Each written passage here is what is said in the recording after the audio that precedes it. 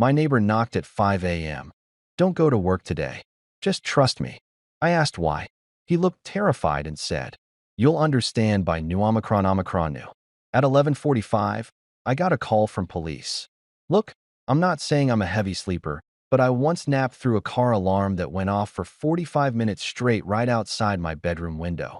So when something wakes me up at 5 in the freaking morning, it better be important. Like, end of the world important. Zombie apocalypse important.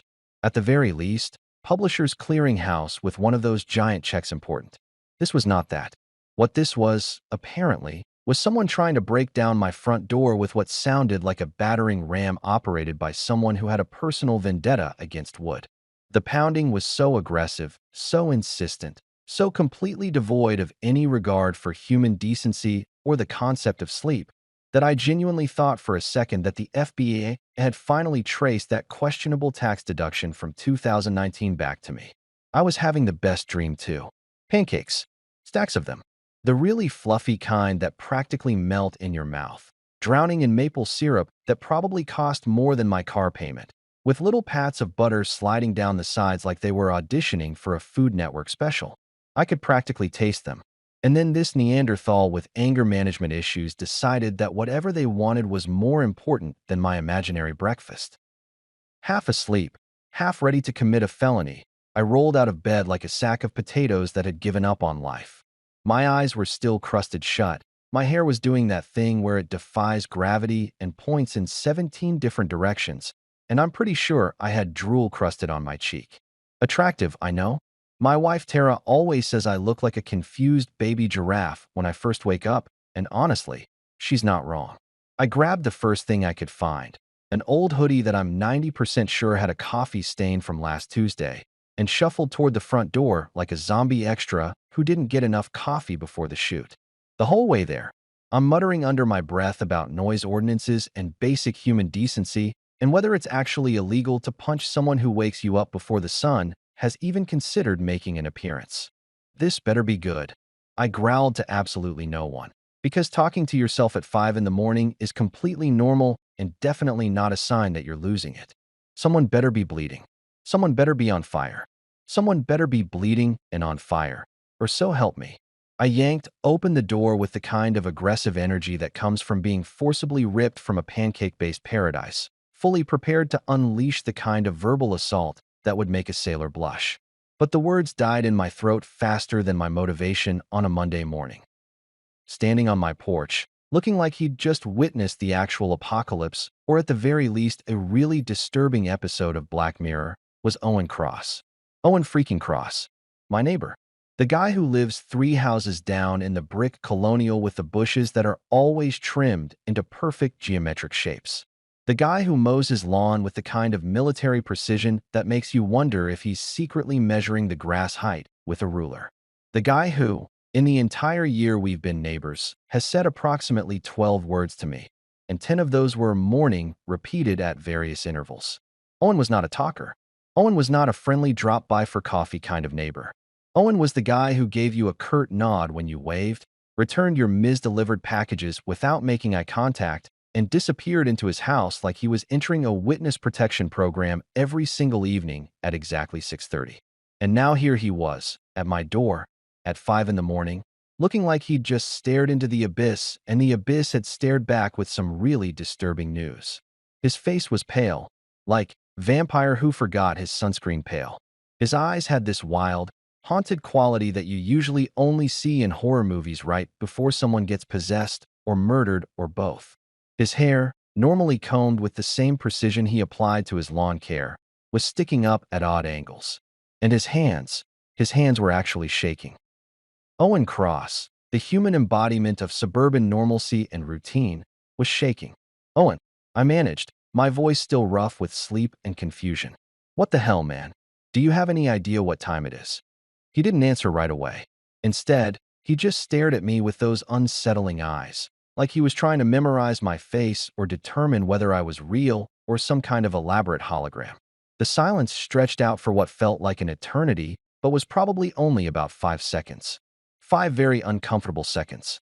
Then he spoke, and his voice had this quality to it, this deadly serious, zero room for jokes quality. that made every sarcastic comment I'd been preparing evaporate like morning dew in the Sahara. "Don't go to work today," he said, flat and emotionless, like he was reading from a script written by someone who'd forgotten how human beings actually communicate. "Just trust me." I blinked. Then I blinked again, because surely I'd heard him wrong. Surely my sleep-deprived brain had somehow scrambled his words into something that made absolutely no sense. But no, there he was, still staring at me with those crazy eyes, waiting for some kind of response. "I'm sorry, what?" I said, because that's what you say when your weird neighbor shows up at dawn and tells you to skip work with all the gravitas of someone delivering a cancer diagnosis. "Don't go to work today," he repeated, not elaborating, not explaining, just standing there like a malfunctioning robot that had gotten stuck on a single command. "Just trust me." Now, look, I'm not an idiot. When a grown man you barely know, mind you, shows up at your house before sunrise and tells you not to go to work with the kind of intensity usually reserved for bomb threats and intervention speeches, you have exactly two reasonable options. Option 1. Call 911 and report a possible mental health crisis. Option 2. Call an exorcist because your neighbor has clearly been possessed by something that feeds on lawn care and pre-dawn anxiety. But here's the thing, and I can't entirely explain this, which bothers me more than I'd like to admit.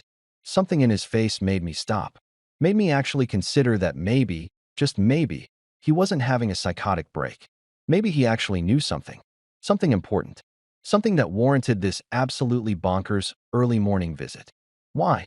I asked, and I was genuinely proud of myself for managing to form a complete, coherent question despite my brain still being approximately 40% asleep.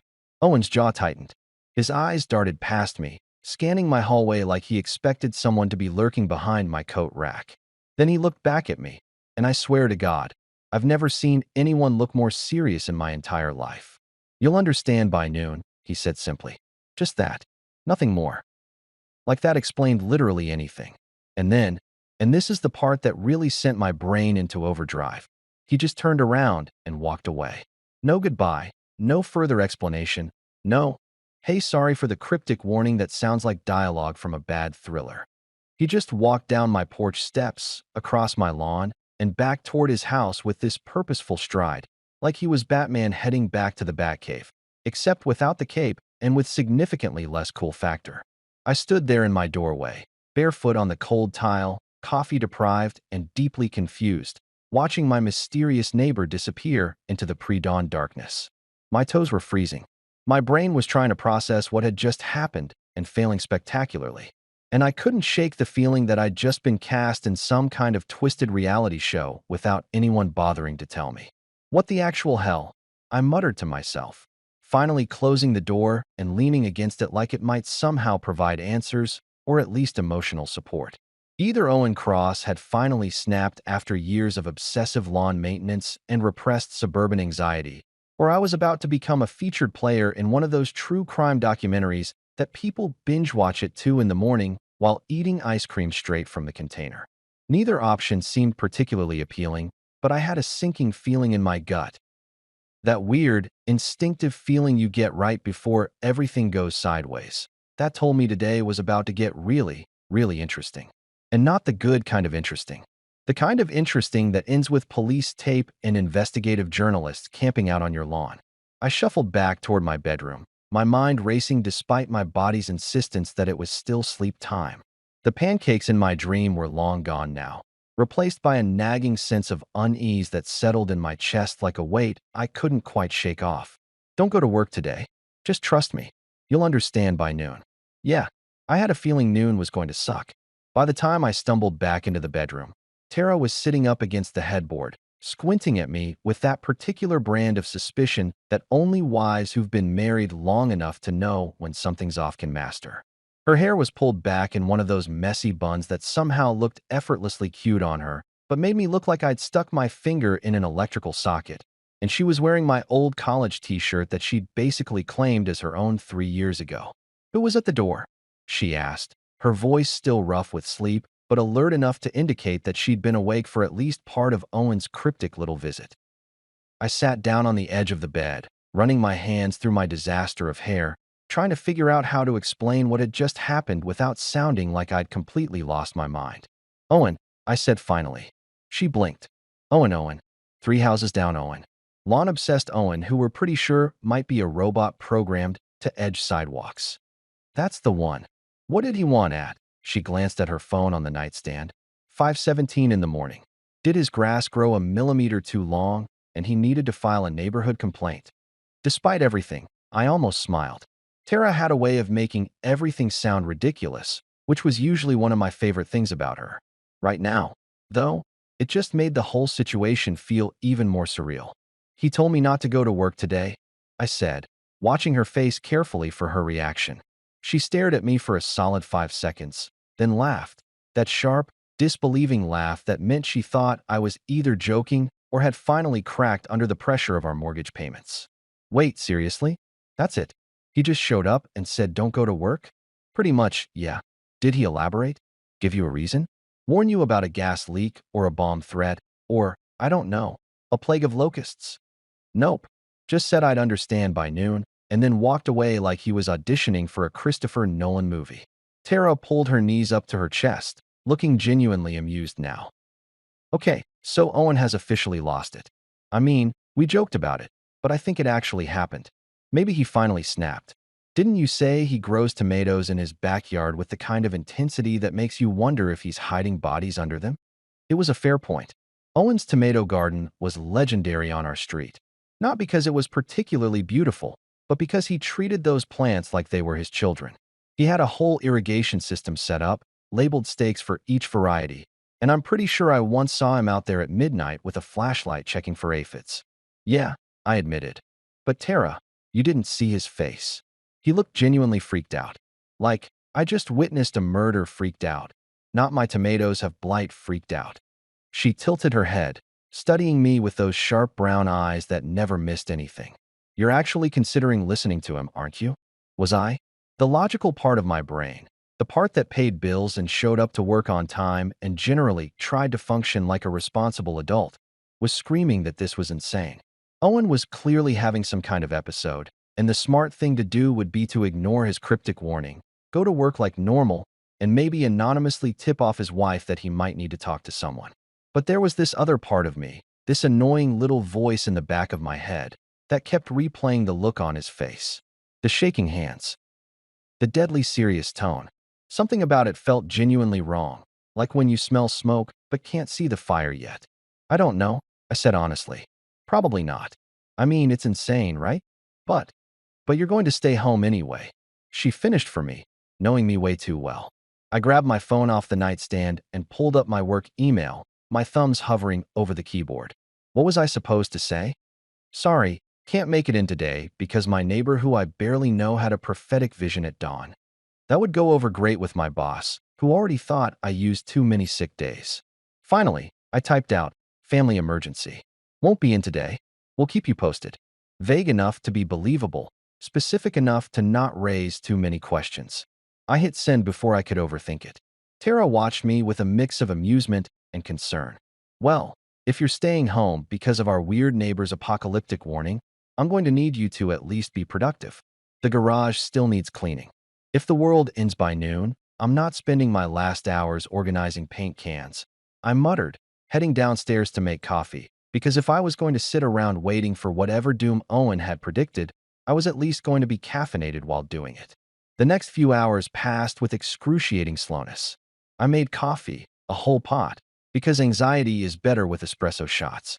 I scrolled through news websites looking for what exactly? Warnings about terrorist attacks? Natural disasters? Alien invasions? Everything looked depressingly normal. Political scandals, celebrity gossip, someone's cat that could supposedly predict earthquakes. Tara left for work around 7:30, kissing me on the forehead and saying, "Try not to build a doomsday bunker while I'm gone, okay?" She thought the whole thing was hilarious, which was fair. From the outside, it absolutely was. But sitting there in my living room, watching the clock tick toward noon with all the suspense of a really boring thriller movie, I couldn't shake the feeling that something was legitimately wrong. I texted a couple of coworkers around 9, casual check-ins disguised as work questions. Everyone responded normally. No emergency meetings, No evacuations, no chaos. Just another boring Thursday at the office. By 10:30, I was starting to feel legitimately stupid. I'd blown off work, used a precious sick day, and for what? Because my antisocial neighbor had a weird morning? I was contemplating just driving in and claiming my family emergency had resolved itself when my coffee maker made this horrible wheezing sound, like an asthmatic robot having a panic attack, and died mid-brew. Perfect. Even my appliances were judging my life choices. I was standing there, mourning my coffee maker and questioning every decision I'd made since waking up, when my phone rang at exactly 11:45 a.m. Unknown number. For some reason, my stomach dropped. Just completely bottomed out like I was on a roller coaster that had suddenly decided to go off the rails. I stared at the screen for 2 rings, 3 rings, some primal part of my brain screaming at me not to answer. But I did anyway, because apparently I'm an idiot. Hello, Mr. Reed? Marcus Reed. The voice was female, professional, with that particular tone that people in authority use when they're about to ruin your day. Yeah, that's me. Who's this? This is Detective Sarah Holt with the Metro Police Department. Are you aware of an incident at your workplace this morning? The room tilted slightly. Or maybe that was just me. What incident? There was a pause, the kind of pause that's never followed by good news. Mr. Reed, there was a violent attack at your office building approximately 3 hours ago. Multiple casualties. We have security footage showing your vehicle entering the parking garage at 8:03 a.m., and your keycard was used to access the 7th floor at 8:17 a.m. I almost dropped the phone. I'm sorry, what? Detective, I don't know what your footage shows, but I've been home all morning. I called in sick. I haven't been anywhere near the office. Another pause, longer this time. I could hear paper rustling, keyboards clicking. Mr. Reed, I need you to stay calm. Can anyone verify your whereabouts this morning? I looked around my empty house, the coffee-stained counters, the dying coffee maker, the absolute absence of any other human being. My wife left for work at 7:30. But detective, I swear, unless my soul decided to commute without telling my body, I've been sitting here eating cereal and contemplating my life choices all morning. Mr. Reed, seriously, my coffee maker can vouch for me. It just died. We've been through a lot together this morning. Silence. Dead, heavy silence that told me my attempt at humor had landed with all the grace of a drunk elephant. Mr. Reed, I'm going to need you to come down to the station to answer some questions. My hands were shaking now. Actually shaking, just like Owen's had been. Am I a suspect? Let's just say we need to clear some things up. Can you come in voluntarily? Or do we need to send officers to bring you in? This wasn't happening. This couldn't be happening. I'd stayed home because of a weird neighbor warning, and now somehow I was being implicated in an attack I knew nothing about. I'll come in. I managed, my voice sounding distant even to my own ears. Good. I'll text you the address. Don't leave town, Mr. Reed.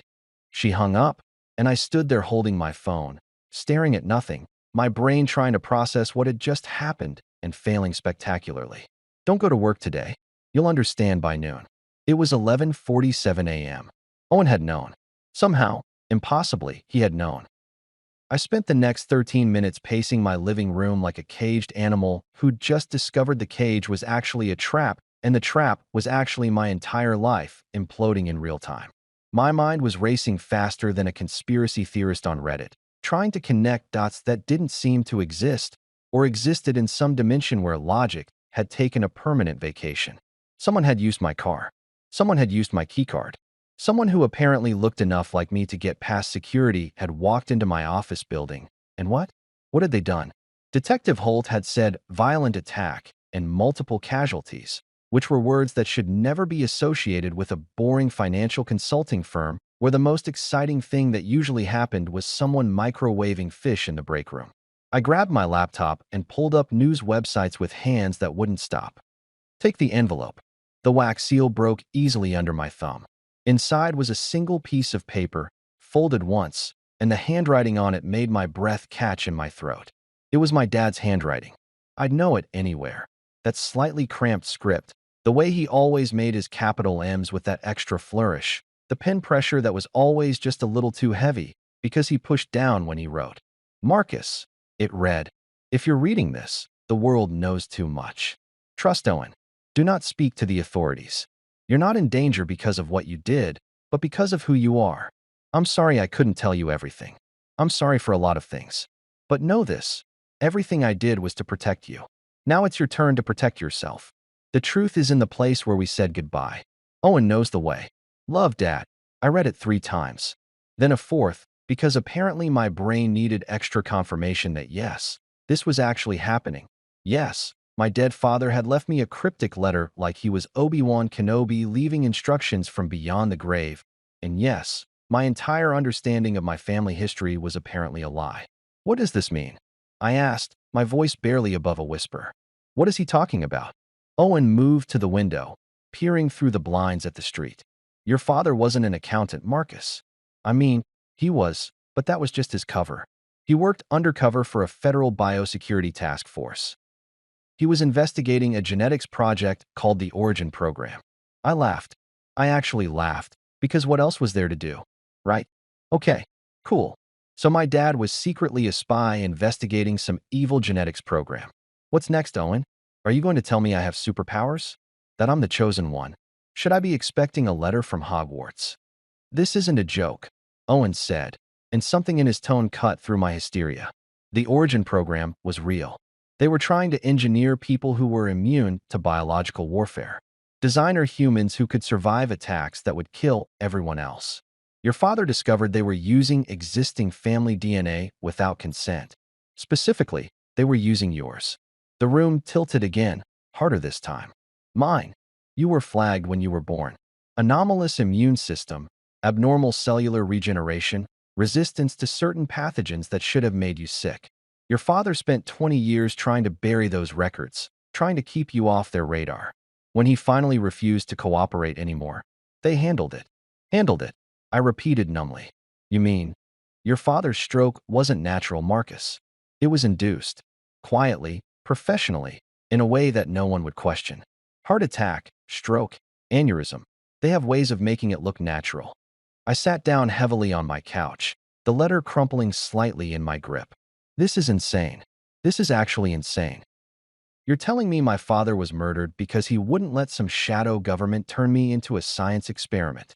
Yes. And now they framed me for an attack at my office because you're a loose end. Everyone who had files about the Origin Program was supposed to be in that building this morning. The attack was meant to look like a lone gunman, but it was actually an elimination operation. You were supposed to die there, Marcus. The only reason you didn't is because your father warned me this might happen, made me promise to keep an eye on you, and to get you out if anything went sideways. I looked up at him, this neighbor I barely knew, who was apparently my dead father's secret confidant and my only ally in whatever nightmare I'd just been dragged into. Why should I trust you? How do I know you're not part of this? How do I know you didn't? Outside, the sound of engines cut me off. Heavy engines, multiple vehicles, moving slowly down the street. Owen's face went tight, because if I was part of it, you'd already be dead. Now, we can either sit here and debate philosophy while they surround the house, or you can grab whatever you absolutely need in the next 60 seconds and come with me. Your choice. Through the window, I could see them now. Black SUVs, 3 of them, rolling down my quiet suburban street like sharks circling prey. They were still a few houses away, but they were definitely coming here. Okay, I heard myself say, my body moving on autopilot while my brain tried to catch up. Okay, what do I need? Wallet, phone, charger. Nothing else. And Marcus? Owen was already moving toward my back door. Whatever you do, don't answer when they knock. Because unlike me this morning, they won't be coming to warn you.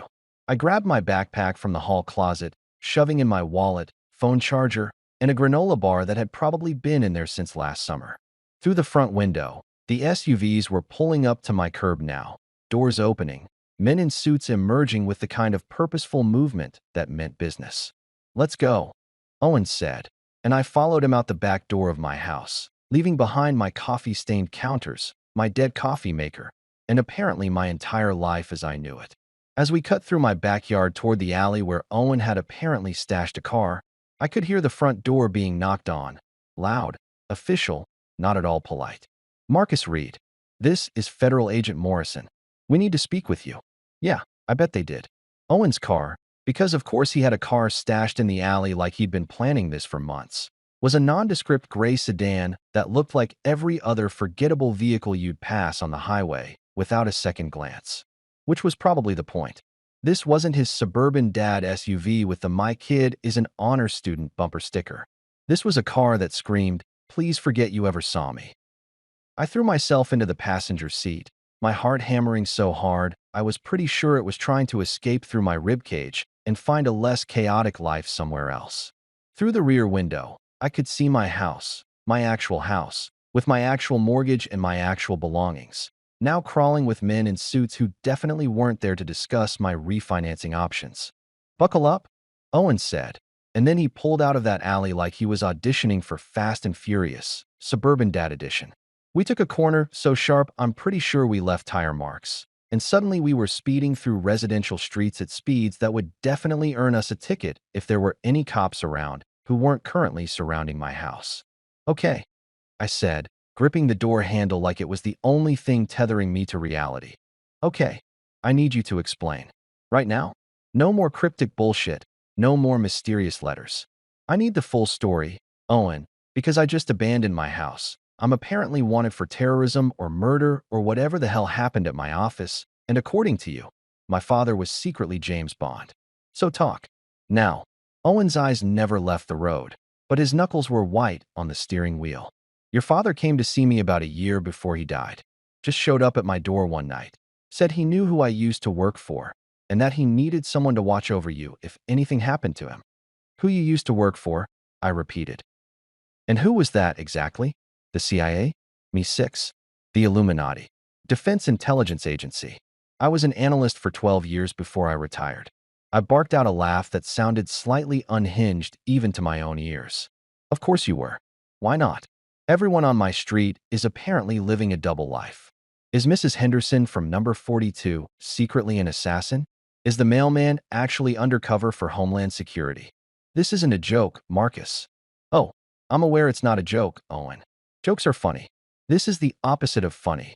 This is a nightmare that I can't wake up from. And I'm starting to think that maybe I'm actually in a coma somewhere, and this is all some elaborate brain fever dream."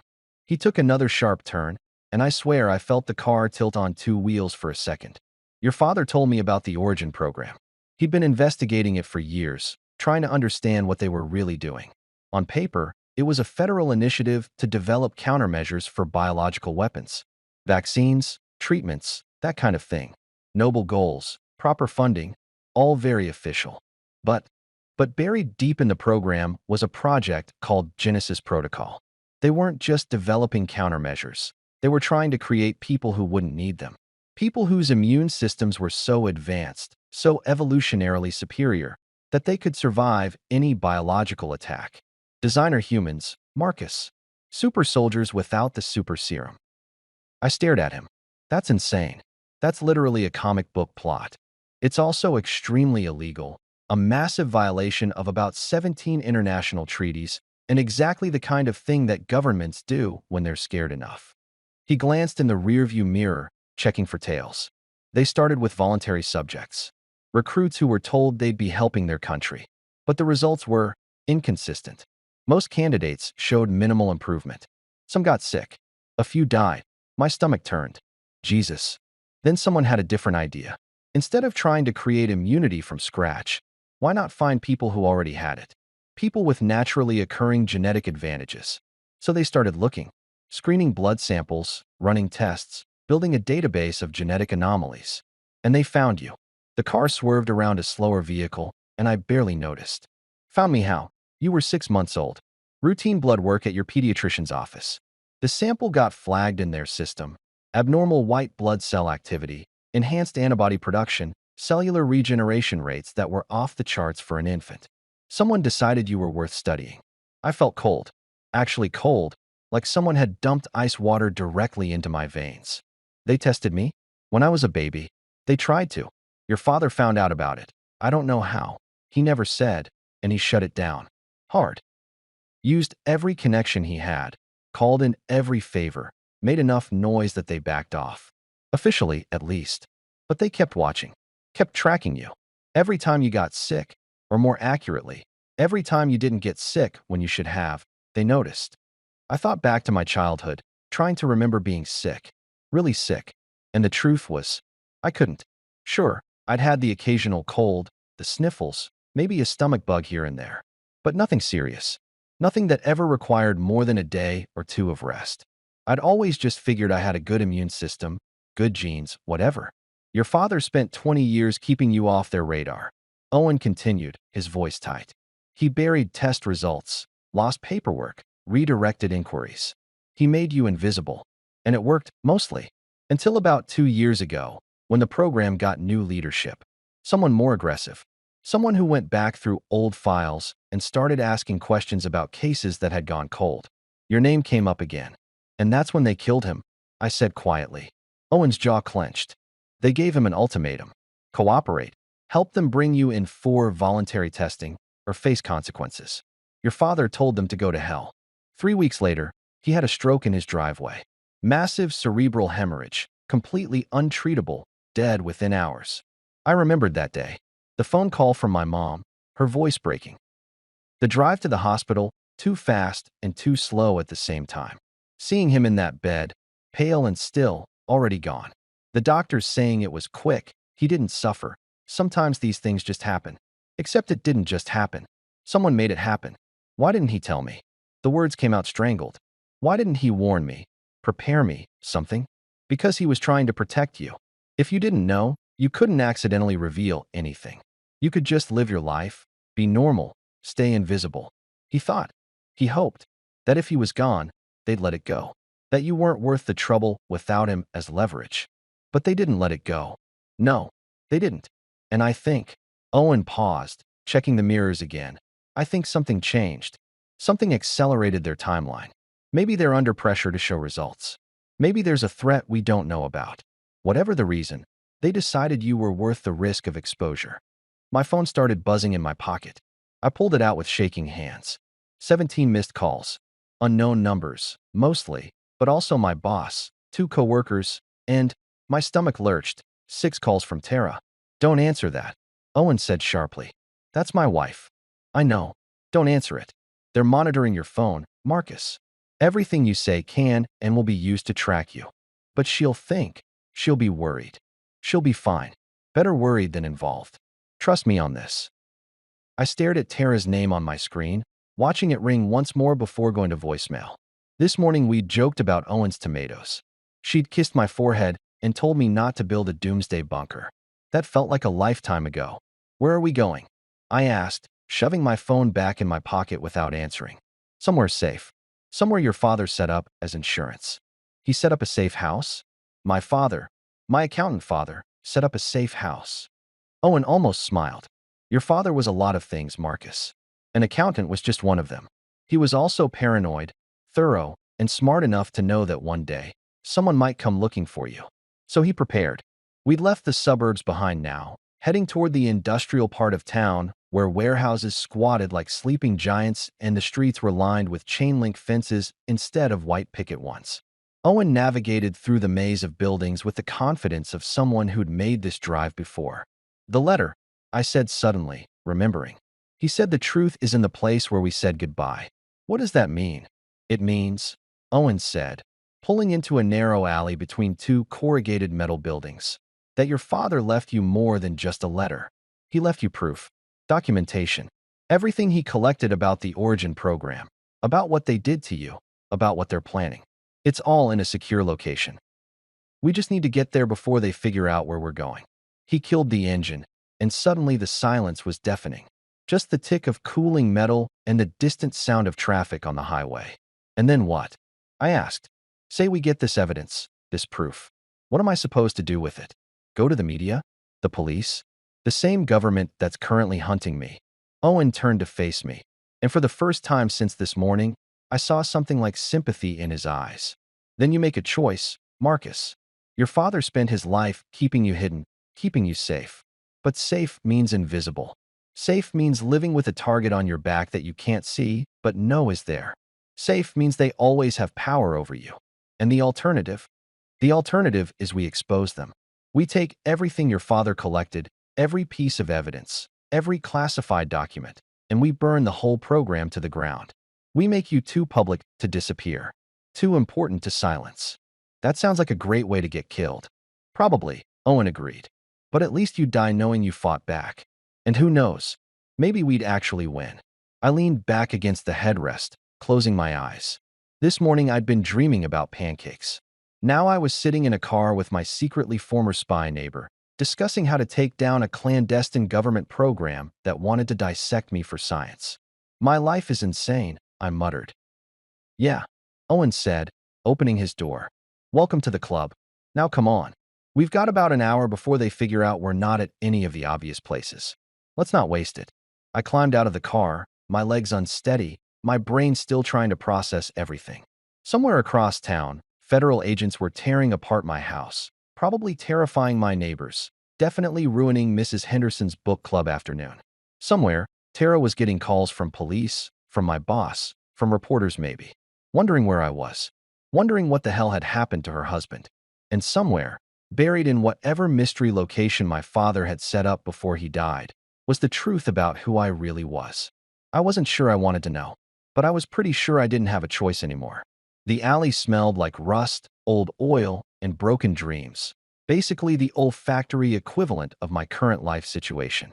Owen was already moving toward a rusted metal door set into the side of one of the warehouses, pulling out a key that looked like it had been forged sometime during the Cold War, which, knowing what I now knew about my father's secret life, was probably accurate. How long have you been sitting on this information? I asked, jogging to catch up with him. About my dad, about me, about all of this? 6 months, Owen said, jimmying the key into a lock that looked like it hadn't been opened since the Clinton administration. Since the day after his funeral. He left me instructions, access codes, contingency plans. Made me promise not to tell you unless absolutely necessary. And you thought this morning was absolutely necessary? The lock clicked.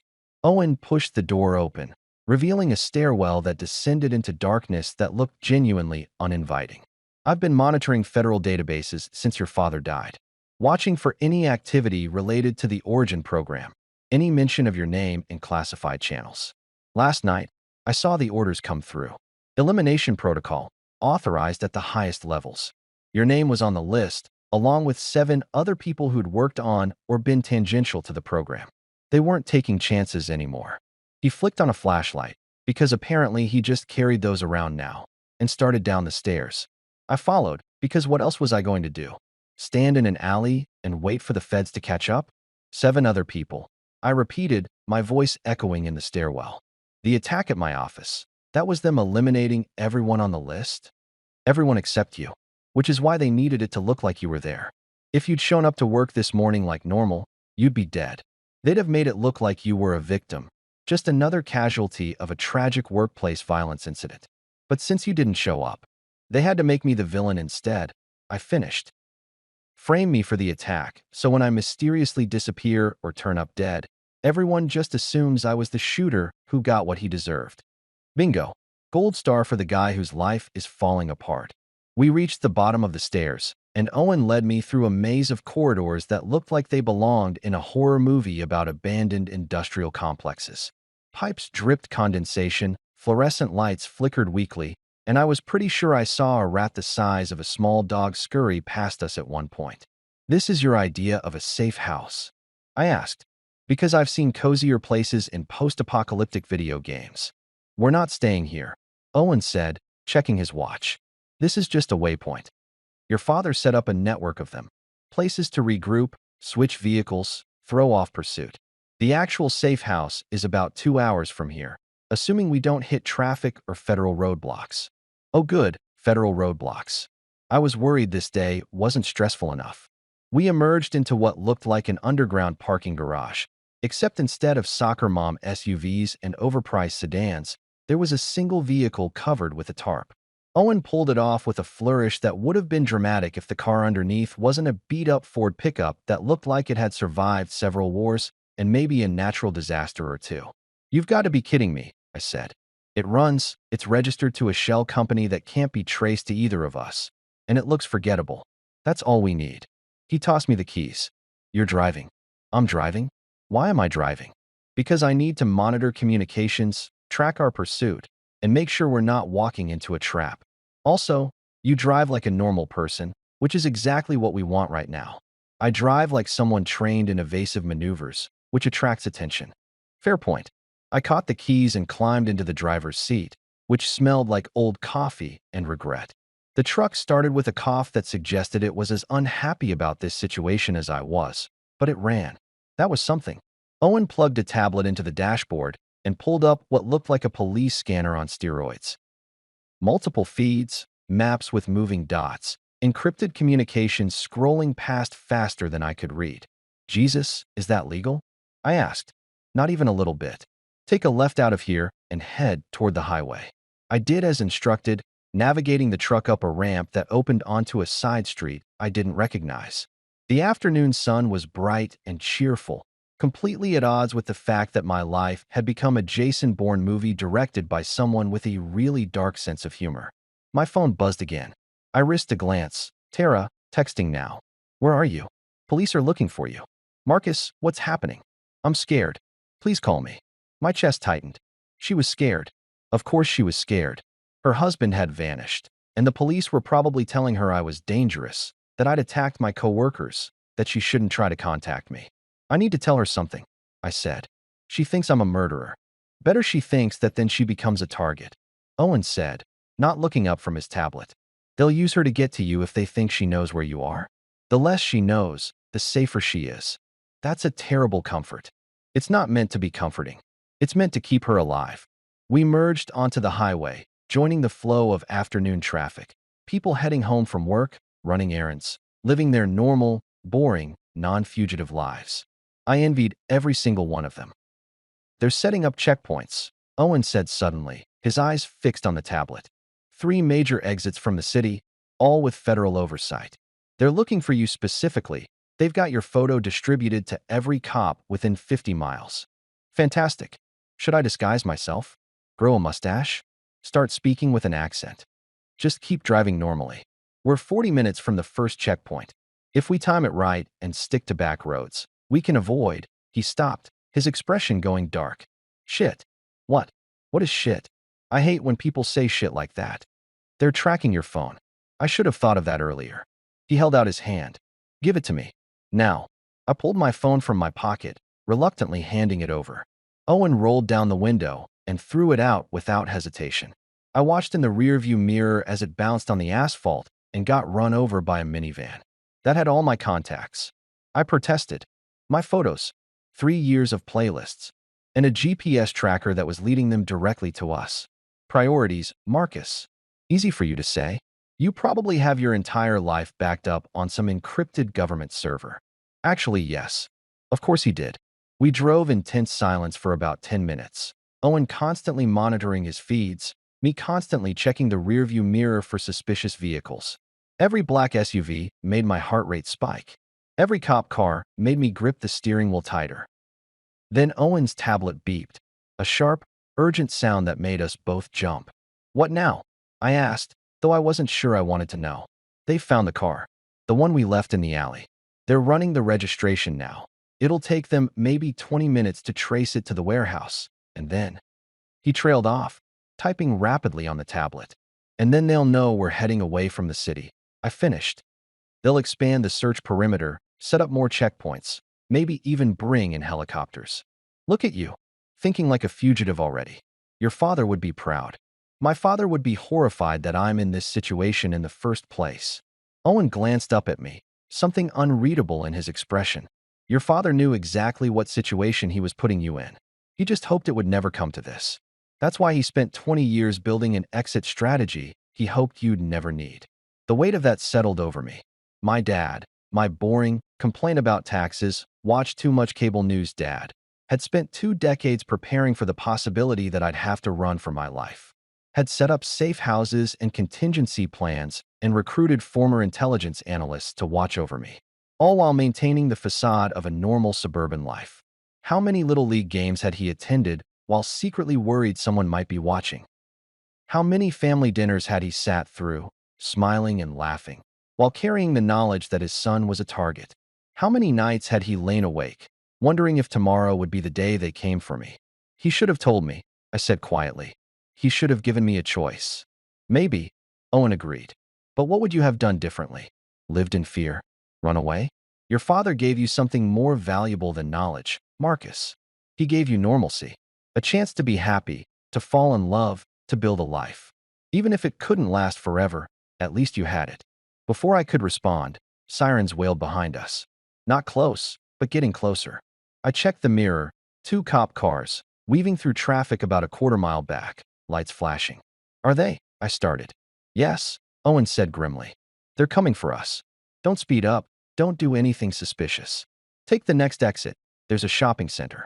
We're going to lose them in the parking lot. Lose them? Owen, I'm not a stunt driver. I can barely parallel park. Then I suggest you learn fast. Exit. Now. I swerved right, taking the exit with probably more speed than necessary. The truck's tires squealed in protest. Behind us, the cop cars followed, closing the distance. We hit the parking lot doing 45 in a 25 zone. Owen pointed. There, between those buildings. Cut through the loading dock area. That's not a road. It is now. Go. I went, taking the truck through a gap between buildings that was definitely not designed for vehicles, scraping past dumpsters and narrowly avoiding a very surprised delivery driver. We emerged on the other side into a different parking lot, this one belonging to a big box store where 100 cars sat in neat rows like metallic camouflage. Park, Owen commanded. Middle section, between 2 larger vehicles. I found a spot between an SUV and a pickup bigger than ours, killed the engine, and sat there breathing hard, my hands shaking on the wheel. Through the windshield, I could see the cop cars circling the shopping center, searching, looking for us, looking for me. How long do we wait? I whispered, as if they might hear us from 200 yards away. Until they move on. Could be 5 minutes, could be 30. And if they don't move on? Owen reached into his jacket and pulled out a handgun. Just casually produced a weapon like it was the most normal thing in the world. Then we get creative, he said. But let's hope it doesn't come to that. I stared at the gun, then at Owen, then back at the gun. You know what? I'm starting to think my neighbor being a secret agent is actually the least weird thing about today. Welcome to your new normal, Owen said, settling back to watch the cops search for us. It only gets weirder from here. We sat in that parking lot for 47 minutes. I know because I watched every single second tick by on the truck's dashboard clock like I was watching my life expectancy drain away in real time. The cop cars circled 3 times, then posted up at different exits like they were playing some kind of twisted game of Red Rover, waiting for us to make a break for it. Owen spent the entire time on his tablet, watching their communications, tracking their movements, occasionally muttering things like, "Come on, take the bait," to himself like he was coaching a sports team made up of law enforcement officers who were actively trying to arrest us. Finally, mercifully, a call came through on their radios, something about a suspected sighting 15 miles north, and they peeled out like their sirens were on fire. We waited another 5 minutes just to be sure, then Owen gave me the nod. Okay, let's move. But take it slow. Boring. Like you're just heading home from buying discount paper towels. I can be boring, I muttered, starting the truck. Boring is literally my specialty. I've been boring my whole life without even knowing I was supposed to be interesting. We eased out of the parking lot, merging back into traffic with all the excitement of a documentary about paint drying. Owen directed me through a series of back roads that probably didn't even show up on GPS, winding through industrial parks and residential areas that all looked identical. The kind of suburban sprawl where you could get lost for hours and end up exactly where you started. All right, I said after about 20 minutes of tense silence. I think I've earned the full story now. You said my dad had proof, documentation. What exactly are we talking about here? Owen glanced at me, then back at his tablet. How much do you know about genetic engineering? I know it's what they do in sci-fi movies right before everything goes horribly wrong. Not far off, actually. He pulled up a file on his tablet. I couldn't read it while driving, but I could see it was dense with text, graphs, and what looked like DNA sequences. The Origin program started in 2003, right after SARS scared the hell out of the government. The idea was simple. If we can't predict the next pandemic, can we at least create people who'd survive it? That doesn't sound inherently evil. It wasn't. At first, they started with conventional research, studying people who had natural immunities, analyzing genetic markers, trying to understand why some people never get sick while others get everything. Your name popped up in those early studies. Infant subject, remarkable immune response, worth monitoring. All very clinical, very by the book. He swiped to another file. But then around 2010, the program got folded into a classified Defense Department initiative. New leadership, new funding, new objectives. Suddenly, it wasn't just about understanding natural immunity. It was about replicating it, enhancing it, weaponizing it. Weaponizing immunity? How do you weaponize not getting sick? Think about it, Marcus. If you could create soldiers who were immune to biological weapons, you'd have an unstoppable advantage. Release a virus in enemy territory, send in your immune troops while everyone else is dying. It's genocide with plausible deniability. My stomach turned. That's monstrous. That's war. Or at least, that's how some people think about war. He closed that file, opened another. The problem was, they couldn't do it. Tried for years, threw billions at it, recruited the best geneticists in the world. They could enhance immune systems marginally, but nothing close to what they needed. Nothing close to what you had naturally. So they came back to me. They came back to all their early subjects.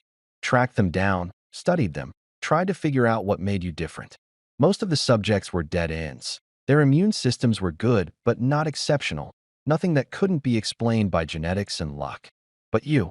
He looked at me, and there was something like awe in his expression. You were different. Your cellular regeneration rate, your antibody production, your resistance to literally everything they exposed you to. You weren't just healthy, Marcus. You were evolutionarily advanced. I'm not a mutant, I said, but my voice sounded uncertain even to my own ears. No, you're not. That's what makes you so valuable. You're not a lab creation. You're not the result of gene therapy or experimental drugs. You're natural. You're proof that human immunity can evolve to these levels on its own, given the right genetic circumstances. You're the answer they've been searching for, wrapped up in a boring financial consultant who likes pancakes. Hey, everyone likes pancakes. That's not a personality flaw. Owen actually smiled at that, brief and fleeting. Your father figured this out around 2015.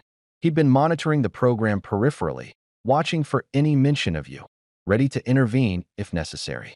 But when he saw how interested they were getting, how they were planning to bring you in for voluntary testing that probably would have ended with you in a lab somewhere being studied like a prize specimen, he made his move. What did he do? He stole everything. Every file, every test result, every internal memo about the Origin program. Took him 3 years to compile it all without getting caught. He had access through his consulting work, though I suspect he wasn't exactly authorized to be digging through classified databases. When he was done, he had enough evidence to expose the entire program. Proof of illegal human experimentation, unauthorized use of civilian genetic material, falsified reports to congressional oversight committees, all of it. I took a turn Owen indicated, my mind reeling. Why didn't he just release it then? Why keep it hidden? Because releasing it would have put you directly in the spotlight. You'd have become the most famous test subject in the world. Every government, every biotech company, every terrorist organization would have wanted a piece of you. Your father couldn't protect you from that kind of attention. So he kept the evidence hidden, used it as insurance instead, made sure the right people knew he had it, that if anything happened to him or you, it would all go public automatically. Mutually assured destruction, I said quietly. Exactly. It worked for a while. They backed off, left you alone, focused on other avenues of research. But then your father had his stroke, and the insurance policy died with him. Or at least, they thought it did. But it didn't. No, because your father was paranoid and thorough and smart enough to build in redundancies. He gave me access codes, locations, instructions, made me promise to complete his work if necessary, to either keep you hidden forever or expose the whole thing and let the chips fall where they may. We were leaving the suburbs behind now, heading into genuinely rural territory, farms and fields, and the kind of wide-open spaces where you could hide a body and no one would find it for years. Comforting thought. Where exactly are we going? I asked. A place your father bought under a shell corporation 15 years ago. Off the grid, no records, completely untraceable. He called it the vault. It's where he stored everything. All the evidence, all the documentation, and something else too. What else? Owen hesitated, which immediately made my anxiety spike.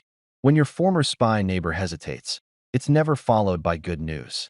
Samples, he said finally. Your father collected samples over the years. Blood work, tissue cultures, genetic material. Everything they'd need to actually replicate your immunity if they got their hands on it. He couldn't risk destroying them. They were part of the evidence, proof of what they'd done, but he couldn't let them fall into the wrong hands either. So there's a vault somewhere with my DNA in it. Among other things, yes. And we're going there. We are. To either hide forever or blow the whistle on a massive government conspiracy. That's the general plan. I laughed because what else could I do? You know what the really messed up part is? This morning, my biggest concern was whether I had enough milk for cereal. Now I'm driving a fugitive truck to a secret vault to decide whether to spend the rest of my life in hiding or become the poster child for illegal human experimentation. Character development is wild. Look at it this way, Owen said, pulling up a map on his tablet that showed we were about 30 minutes from our destination. At least your life isn't boring anymore. I liked boring. Boring was underrated. Boring meant I got to sleep in my own bed and kiss my wife and worry about normal things like mortgage payments and whether I needed an oil change. Well, good news. You definitely don't need to worry about that oil change anymore. Not helpful, Owen. He zoomed in on the map, showing a small cluster of buildings surrounded by forest about 20 miles ahead. That's the vault. Remote location, minimal traffic, no nearby surveillance. Your father chose well. Did he spend a lot of time there? I don't know. He gave me the location and the access codes, but I've never actually been there. This'll be a first for both of us. Great. So we're going to a secret location that neither of us has visited before, that may or may not still be secure, to access materials that could either save my life or get me killed. This is fine. Everything is fine. Owen looked at me, and for the first time since this insane day began, I saw something like sympathy in his expression. For what it's worth, Marcus, I'm sorry. Sorry your father put you in this position. Sorry you had to find out this way. Sorry that you can't just go home and pretend this isn't happening. But I can't pretend it's not happening. No, you can't. The moment they decided to eliminate everyone connected to the Origin program, your old life ended. Even if we could somehow prove your innocence about the attack, even if you could clear your name, they'd never stop hunting you. You're too valuable.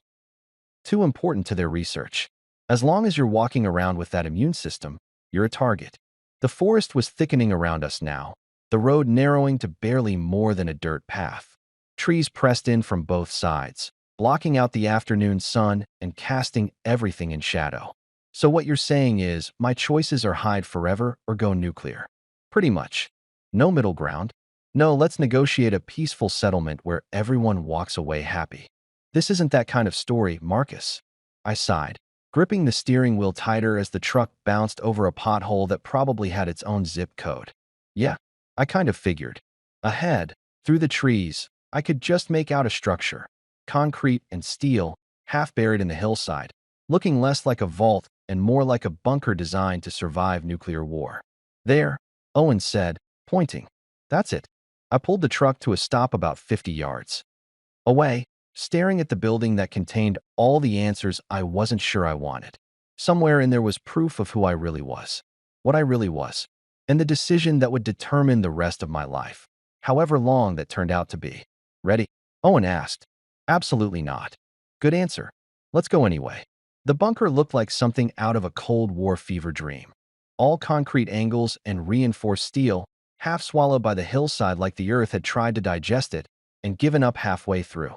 Moss covered most of the exterior, and vines crawled up the sides with the kind of aggressive determination that suggested they'd been working on this takeover for years. If my father had been trying to hide something, he'd definitely succeeded. You could drive past this thing 100 times and never notice it was there. Owen approached the entrance first, which was basically just a heavy steel door set into the concrete with a keypad next to it that looked older than my marriage. He pulled out a piece of paper from his pocket, actual paper, folded and worn, and started entering a code that was apparently long enough to launch nuclear missiles. Your father really didn't believe in keeping things simple, did he? I muttered, watching him punch in what had to be the 20th digit. He believed in keeping things secure. There's a difference. Owen hit one final button, and something inside the door clunked heavily. Mechanical sounds echoed from within. Gears turning, locks disengaging, The kind of sounds that made you think about bank vaults and maximum security prisons. Also, there's a secondary authentication. Of course there is. He gestured to a panel on the wall that slid open, revealing what looked like a hand scanner. Biometric lock. Only opens for specific genetic markers. I stared at it. Let me guess, my genetic markers. Bingo. Your father's handprint could open it too, but since he's not here. Owen stepped back, giving me room. It's all you, Marcus. I approached the scanner like it might bite me, which, given how today was going, wasn't entirely outside the realm of possibility. What if it doesn't work? What if my hand is too sweaty, or I've somehow fundamentally changed my genetic structure since the last time I touched a hand scanner? Which, for the record, has never happened because I'm not usually breaking into secret government bunkers. Then we find another way in. But it'll work. Try it. I placed my hand on the scanner, which was cold and slightly dusty. A blue light swept across my palm, and for a few seconds, nothing happened. Then the scanner beeped, the light turned green, and the door hissed open with the kind of dramatic flair that would have made my father proud if he wasn't, dead and partially responsible for this entire nightmare.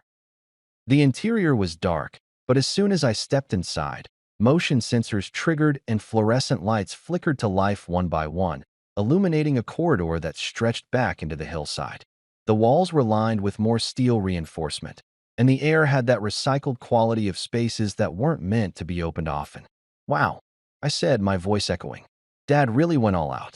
This is like a doomsday prepper's wet dream.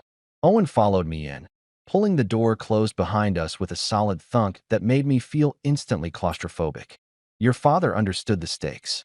When you're keeping secrets from people with unlimited resources and no oversight, you don't cut corners.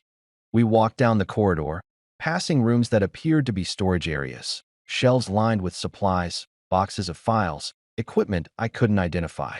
Everything was meticulously organized, labeled in my father's handwriting with codes and dates. It was surreal seeing evidence of this whole secret life he'd led, this paranoid preparation for a disaster he'd hoped would never come. How long was he working on this? I asked, running my hand along a shelf of storage containers. At least 10 years, maybe longer. He brought things here gradually, never enough at once to attract attention. A few boxes here, some equipment there. Built it up piece by piece until he had everything he needed. The corridor opened into a larger room that was clearly the main space. Concrete floor, reinforced walls, and in the center, a series of workstations with computers that looked sophisticated enough to run a small space program. But what really caught my attention was the wall to my left. It was covered in photographs, documents, news clippings, all connected by red string like something out of a conspiracy theorist's fever dream. Except this wasn't a theory. This was real. I approached the wall slowly, taking in the details. Photos of me at various ages, baby pictures, school photos, my college graduation, my wedding day. Jesus, my wedding day. Had my father been thinking about all this while he walked me down the aisle? Had he been wondering if I'd ever get to grow old with Tara, or if someday men in suits would come for me? Mixed in with my photos were documents, official-looking papers with government seals, medical reports, genetic analyses, and faces I didn't recognize, labeled with names and dates and statuses. Some had red X's through them. Those were the dead ones, I realized with a sick feeling. The other test subjects. The ones who hadn't survived whatever the program had done to them. Marcus, Owen said quietly from behind me. We should focus. We don't have unlimited time here. He was right, but I couldn't tear my eyes away from the wall. There was a document pinned near the center, titled Project Origin, Genesis Protocol Overview. I pulled it down, scanning the text. It was dense, full of medical jargon and bureaucratic doublespeak, but the core message was clear enough. They'd identified 47 subjects over 15 years with exceptional immunological characteristics. Most showed only marginal advantages. 12 showed significant promise. 5 were selected for enhanced observation and potential acquisition. I was subject 7B. My designation was right there, printed in clinical black and white. Next to it was my full medical history, genetic profile, and a section labeled Threat Assessment that made my blood run cold. High-value asset. Natural occurrence of target immunological markers. Non-cooperative parent poses significant security risk. Recommend immediate acquisition upon parent's removal. Authorization pending. They were planning this, I said, my voice barely above a whisper. Before my dad died, they were already planning to take me. Owen stepped closer, reading over my shoulder. That's dated 3 weeks before his stroke. It wasn't a stroke. You said so yourself. They killed him because he was in the way. Yes. I looked at the other names on the wall, the ones with red X's. The attack this morning. Those were the other high-value subjects. Some of them. Others were researchers, administrators, people who knew too much and were considered liabilities. They cleaned house, Marcus. Wiped the slate clean so they could start fresh without any loose ends. Except me. Except you. You're the one loose, and they couldn't tie up because your father gave you an early warning system. Owen moved to one of the computers, booting it up. Now we need to decide what to do about it. I turned away from the wall, from the photos and documents and evidence of my father's paranoia that turned out to be completely justified. You said there were two options: hide or expose. Walk me through both. Owen's fingers flew across the keyboard, bringing up files and programs. Option 1. We take everything here, all the evidence, all the samples, and we disappear. I have contacts who can create new identities, get us out of the country, set us up somewhere remote. You'd never be Marcus Reed again, but you'd be alive. You could build a new life, somewhere they'd never think to look. And Tara? He didn't answer immediately. She'd have to believe you were dead. Or guilty. Or both. You couldn't contact her, couldn't let her know the truth. It would put her at risk. My chest tightened. So I just abandoned her. Let her think her husband was a murderer who died on the run. It would hurt her, but it would keep her safe. They have no reason to hurt her if they think you're gone. I turned to the wall again, looking at my wedding photo. Tara in her dress, smiling like the world was perfect, like we had our whole lives ahead of us. What's option 2? Owen pulled up a new screen. It looked like some kind of upload interface, connected to multiple servers. Option 2. We release everything. Every document, every file, every piece of evidence your father collected. We send it to journalists, politicians, watchdog organizations, anyone who'll listen. We make the Origin program so public that they can't make you disappear without everyone knowing exactly why. That sounds good. What's the catch? The catch is that you become the most famous test subject in the world. Your face will be everywhere. Your genetic profile will be analyzed by every scientist on the planet. You'll never have privacy again. Never have a normal life. And there's no guarantee it'll work. Powerful people have gotten away with worse. You might just become a target with better PR. I laughed bitterly. So my choices are either fake my death and abandon everyone I love, or become a public freak show and maybe die anyway. I did say there was no good option. You weren't kidding. I walked to one of the workstations, looking at the screens Owen had pulled up. On one, I could see the upload interface, one button press away from sending everything to the world. On another, there were files about identity creation, escape routes, safe houses scattered across 3 continents. Behind me, on that wall, was my entire life documented in paranoid detail. My father's life's work, dedicated to keeping me safe from a threat I didn't even know existed. What would he want me to do? I asked quietly.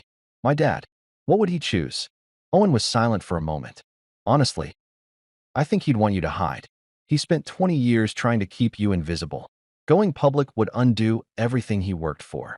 But he also left me all this evidence. All this proof. If he just wanted me to hide, why not destroy it?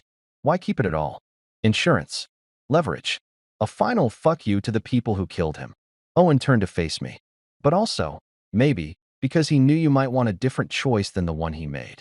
He lived his life in secret, protecting you from the shadows. Maybe he wanted to give you the option to fight back, to do what he couldn't.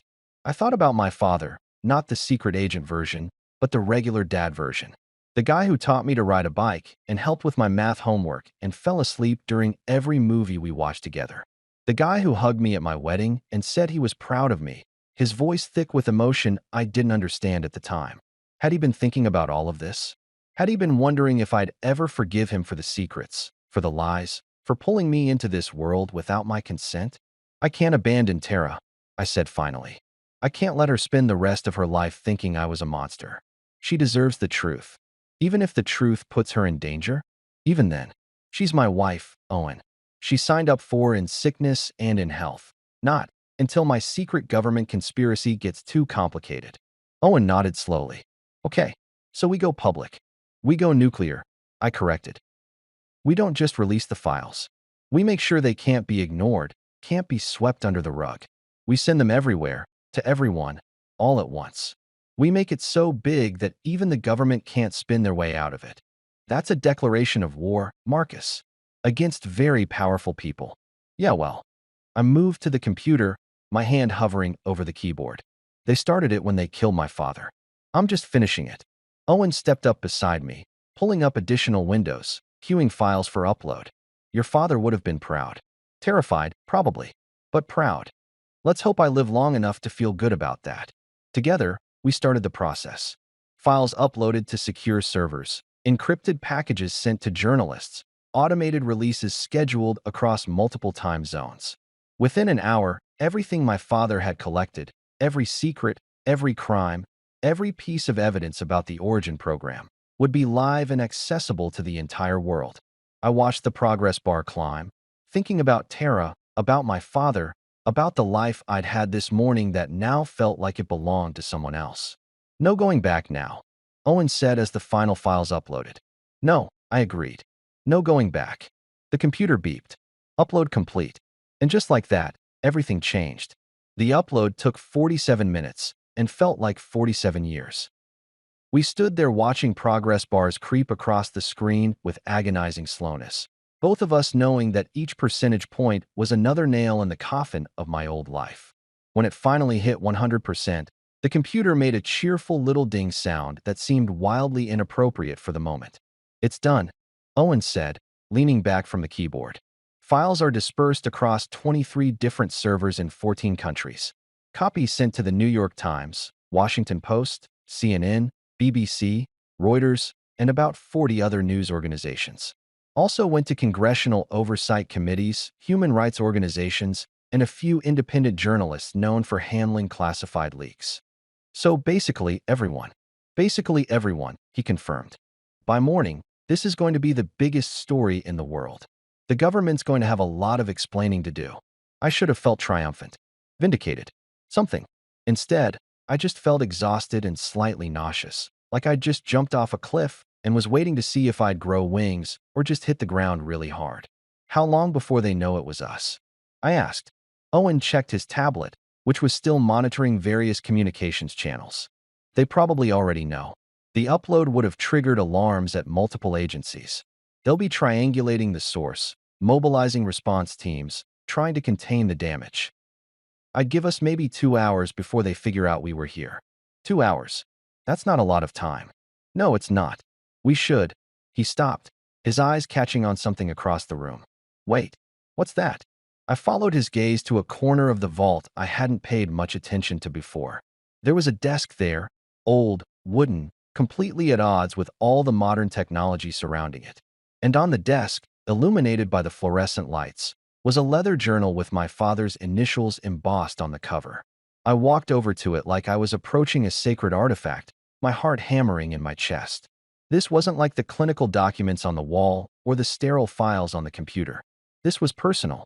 This was my dad's handwriting, my dad's thoughts, my dad's actual voice preserved in ink and paper. I picked up the journal, feeling the weight of it. The leather was worn smooth from handling, the pages dog-eared and marked. This was something he'd used regularly, something he'd poured himself into. Marcus, Owen said softly, we don't have much time. I know. Just give me a minute. I opened the journal to the first page. The date was from 15 years ago, right after they'd first tried to bring me in for testing. My father's handwriting stared back at me, neat and precise. They came for Marcus today. 3 men in suits, showing credentials that looked legitimate but felt wrong. Said they wanted him for a routine follow-up study about immune responses in young adults. Routine. As if anything about this has ever been routine. I sent them away, told them Marcus was traveling, unavailable, would contact them when he returned. They didn't believe me, but they left. For now, I know they'll be back. They always come back. I'm writing this because I need to remember why I'm doing this. Why I'm lying to my son, keeping secrets from my wife, building escape plans for a disaster I pray never comes. I need to remember that this is about love, about protection, About giving Marcus a chance at a life I never had. A life without shadows, without fear, without looking over your shoulder every moment wondering if today's the day they come for you. But I'm also writing this because if I'm gone, if they finally decide I'm too much of a liability and they make me disappear, I need Marcus to understand. To know that none of this was his fault. That he didn't ask to be born with an immune system that defied explanation. That he doesn't owe anyone access to his body, his blood, his genetic code. Marcus, if you're reading this, it means I failed to protect you. I'm sorry. I tried so hard, for so long. But sometimes trying isn't enough. Sometimes the monsters win. But here's what I need you to know. You are not what they say you are. You're not a test subject, not an asset, not a biological curiosity. You're my son. You're a good man who deserves to live his life on his own terms. And whatever you decide to do with the information in this vault, whether you run or fight, hide or expose, I support you. I'm proud of you. I always have been. Just remember, you don't owe them anything. Your existence is not consent. Your DNA is yours alone. I love you. I'm sorry I couldn't say this to your face. Dad, my vision blurred. I blinked hard, trying to clear it, but tears were already running down my face. Actual tears, because apparently today hadn't been emotionally devastating enough already. He knew. I said, my voice cracking. He knew they'd kill him. He knew I'd end up here reading this. Owen stood beside me, silent. What could he say? What do you say to someone reading their dead father's final message while running for their life from the organization that killed him? I flipped through more pages, scanning entries. My father had documented everything. Every suspicious approach, every close call, every time he'd had to redirect attention away from me. There were contingency plans sketched out, safe houses listed, escape routes detailed. He'd spent years preparing for this moment. But mixed in with the paranoia and planning were normal entries too. Notes about my birthday parties, pride in my college acceptance, joy at my wedding. My father had been living two lives simultaneously. The protective operative building a fortress around his son, and the regular dad who just wanted to see his kid be happy. Near the end of the journal, there was an entry from the week before he died. They gave me an ultimatum today. Bring Marcus involuntarily for consultation or face consequences. The man delivering the message, Morrison, cold eyes, government haircut, made it very clear what those consequences would be. Not just for me. For Sarah. For Marcus. For anyone who knew anything. I told him no. Told him to go to hell. Actually, which probably wasn't diplomatic, but felt good in the moment. I know what comes next. I've known for a while now. They'll make it look natural, a stroke, a heart attack, something plausible for a man my age with my stress levels. Sarah will grieve. Marcus will blame himself for not visiting more often, and life will go on. Except it won't, because they'll come for Marcus next. Maybe not immediately, but eventually. That's why I've done what I've done. Set everything in motion. Given Owen the codes, the locations, the instructions. When they come for Marcus, and they will come, he'll have options. He'll have a choice. That's all I can give him now. Choices. I hope he forgives me. For the secrets. For the lies. For pulling him into a war he didn't choose. But more than that, I hope he fights. Not because I need him to finish what I started, but because I know him. He has his mother's sense of justice, her inability to let injustice stand. He won't want to hide. He'll want to burn it all down. Good. Let him. Let him be the fire I couldn't be. Marcus, you're reading this after I'm gone. You've found the vault. You've seen the evidence. And now you're standing at a crossroads, wondering what kind of man you want to be. Here's what I'll tell you. Be the man who fights back. Be the man who looks at powerful people doing terrible things and says no more. Be the man who chooses truth over safety, justice over comfort. But also, and this is important, be the man who lives, who loves, who finds joy in the small things despite everything. Don't let them take that from you. Don't let them turn you into someone who only exists to fight. Your mother and I raised you to be happy. Don't forget that in the war that's coming. I'm proud of you, son. Whatever you choose. Dad. P.S. There's a control terminal in the back room. 2 protocols. You'll figure it out. You always were smarter than you gave yourself credit for. I closed the journal carefully, reverently, holding it against my chest like it could somehow transmit one last hug from my father. Owen was watching me, his expression unreadable. He wanted me to fight, I said. All that preparation, All those escape plans, but he wanted me to fight. He wanted you to choose, Owen corrected. Fight or flight, both were acceptable, as long as it was your choice. I looked around the vault, at the evidence we'd just unleashed on the world, at the wall of conspiracy that was my life, at the journal full of my father's love and fear and hope. He mentioned a control terminal. A back room. Owen checked his tablet again. We've got maybe 90 minutes before they converge on this location. But yeah, let's check it out. The back room was small, barely more than a closet. But it contained exactly what my father's journal had mentioned. A control terminal, sophisticated and modern, with two large buttons clearly labeled. The first button was marked Acquire Protocol with a description beneath. Submit to voluntary testing. Preserve samples. Negotiate terms. Live under observation. The second button was marked Reveal Protocol with its own description. Initiate automated evidence dispersal. Full exposure. No return. We already released the evidence, I said, confused. Why would there be a separate protocol? Owen leaned closer, reading additional text on the screen. This is different. The files we uploaded were documentation. Proof of what they did, evidence of crimes. But this. He pointed to a detailed manifest.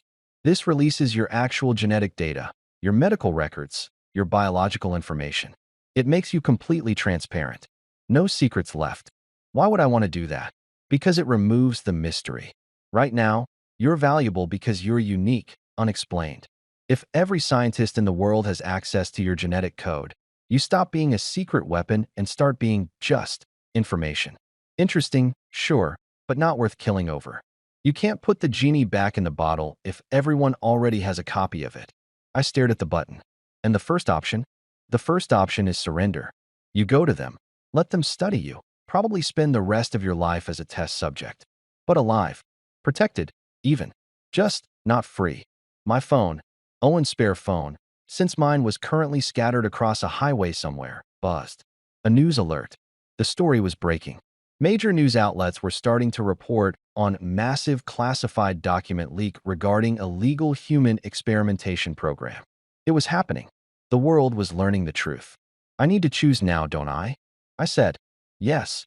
I thought about my father, writing in his journal late at night, planning for a future he wouldn't live to see. I thought about Tara, probably being questioned by federal agents right now, wondering what happened to her husband. I thought about all the other subjects, the ones with red X's through their names, who didn't get a choice. And I thought about what kind of man I wanted to be. My hand moved toward the buttons. Marcus, Owen said, whatever you choose, I'm with you. I nodded, taking a breath. And I pressed a button. I pressed Reveal Protocol, because apparently I'm a sucker for chaos and terrible life decisions. The screen exploded with activity, progress bars, file transfers, data streams racing across monitors faster than my ability to process what I'd just done. My genetic code, my medical history, every biological secret I'd ever had, uploading to servers worldwide. No takebacks. No undo button. Just me, Marcus Reed, becoming the world's most transparent human being. Owen grinned, actually grinned.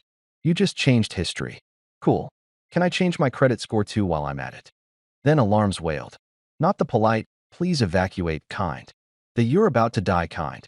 Helicopters thundered above, shaking dust from the concrete ceiling. Owen grabbed my arm. Escape tunnel. Now, we sprinted down a corridor I hadn't noticed before, my father's journal clutched against my chest. Behind us, the bunker groaned. Explosives? Probably, because of course they'd rather destroy everything than let us escape. Next time, warn me before I commit treason. I yelled. There won't be a next time. Owen shouted back. The tunnel exit appeared ahead. Daylight, freedom, survival. Maybe. By the time the world caught up, every major news outlet was losing its collective mind. Secret genetic project exposed. Government implicated in BIO program. Marcus Reed, victim or whistleblower? I was officially missing, which was fine. No meetings, no taxes, no explaining to HR why I'd skipped work to become America's most wanted genetic anomaly.